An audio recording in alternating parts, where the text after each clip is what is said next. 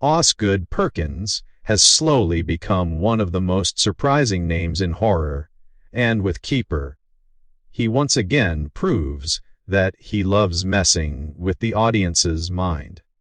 After the huge viral reaction to Longlegs and the noise around his Stephen King adaptation, The Monkey, fans already expected something disturbing from him. But Keeper goes even further. The movie was kept tightly secret before release, and almost no one knew what the actual story was beyond the basic setup. All people understood was that the film followed Liz, played by Tatiana Maslany, and her boyfriend Malcolm, played by Rossif Sutherland, as they go on a cozy, romantic getaway in a nice-looking cabin in the woods. But if you know anything about Perkins movies, you know a cabin getaway will never stay peaceful. And in Keeper, the truth behind that cabin becomes one of the most twisted and unsettling reveals he has ever created. Throughout the film, Liz struggles with several strange events that slowly convince her something is wrong. She suddenly craves chocolate cake even though she hates chocolate. She keeps drawing creepy sketches of screaming faces, and she has visions of mysterious women and odd creatures lurking in the shadows. The movie constantly keeps the audience guessing. Are these hallucinations? Is she losing her mind? Or there's something supernatural happening around her? And once again, Tatiana Maslany delivers a performance that makes every moment believable. She plays confusion, fear, and emotional breakdown so naturally that viewers start doubting everything along with her. Just as she did in The Monkey, Maslany proves she deserves much more credit for her range as a horror actress. But while the movie keeps her trapped in uncertainty for a long time, the climax finally pulls the curtain back and reveals what's truly happening, and the answer is far more disturbing than even the earlier hints suggested. It turns out Malcolm is not who he claims to be. For most of the story, he acts like a charming and caring boyfriend who just wants to fix their struggling relationship with a weekend trip. But the moment he confesses the real truth, everything that came before takes on a darker meaning. The innocent-looking chocolate cake was actually drugged, but not for the reason Liz originally believed.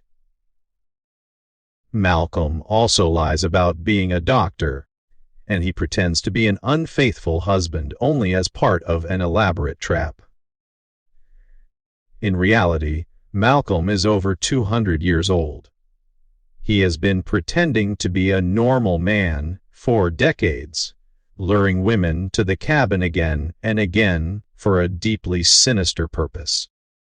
And once he finally explains how he has managed to stay alive so unnaturally long, the story takes a disturbing turn.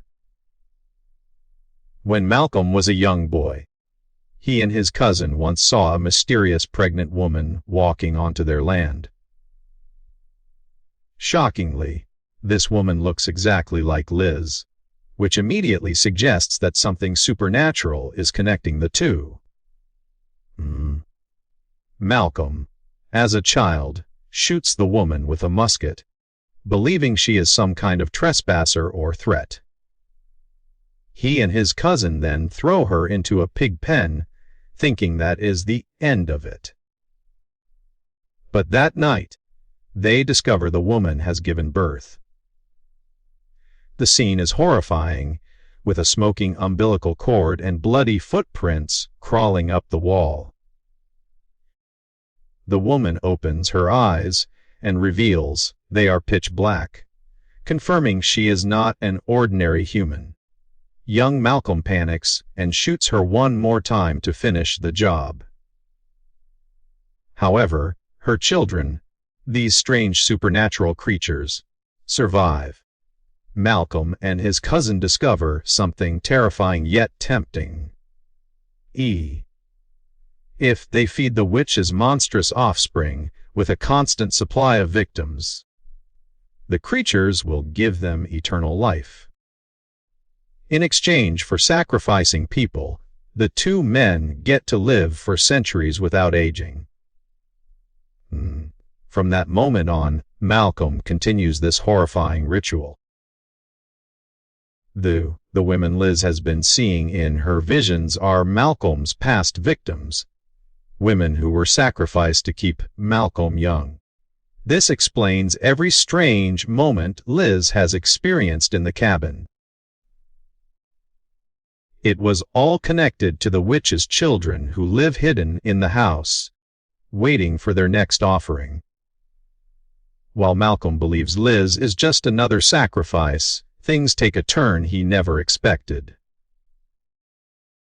In the basement, Liz finally comes face to face with the witchlings, the monstrous children that Malcolm has been serving for over 200 years. The creatures are brought to life with creepy and unique practical effects, making them feel disturbingly real rather than just CGI shadows. Malcolm believes Liz will panic or try to run, but something entirely different happens. Instead of attacking her, the creatures approach Liz slowly, observing her in a surprisingly gentle and curious way. They touch her face, study her expression, and move closer as if they recognize her.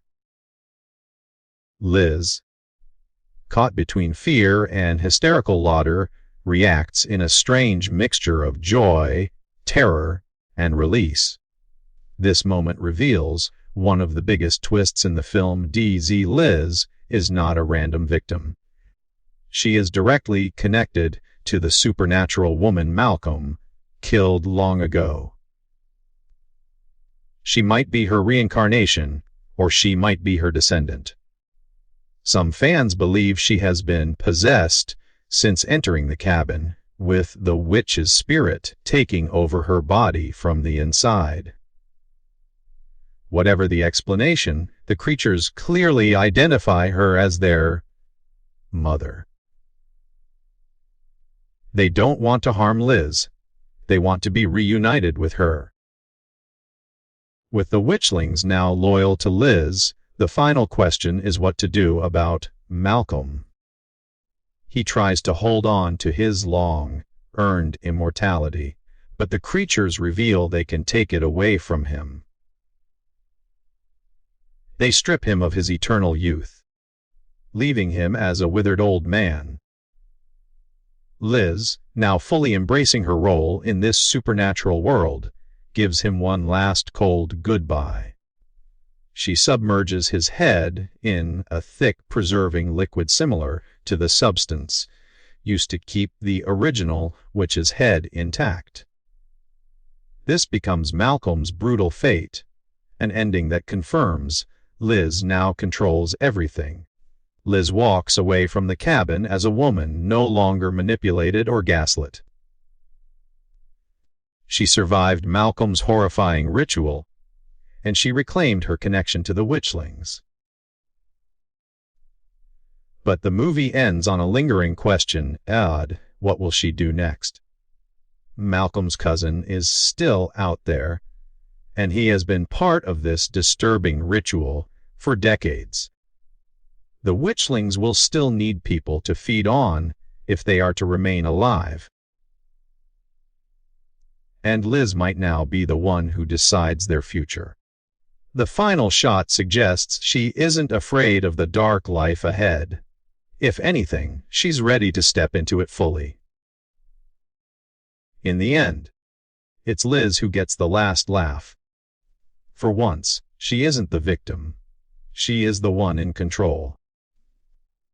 And for Malcolm, who spent centuries using women as sacrifices, the ultimate horror is that he becomes the one sacrificed instead. Perkins leaves the ending open enough for audiences to wonder whether Liz will become a villain, a protector, or something in between. But what's clear is that Keeper uses its twist to flip the entire narrative. It begins as the story of a woman losing her grip on reality, but it ends as the story of a woman discovering her true identity and power in the most terrifying way. The final laugh she shares with the creatures becomes a symbol of that transformation. It isn't just fear. It's understanding, connection, and acceptance of who she was always meant to be. And by the time the credits roll, the biggest question left hanging is whether the world is ready for what Liz might do next. Keeper ends not with a scream, but with the unsettling sound of Liz laughing as she walks deeper into her new supernatural family's world, leaving viewers wondering how much darker her story could become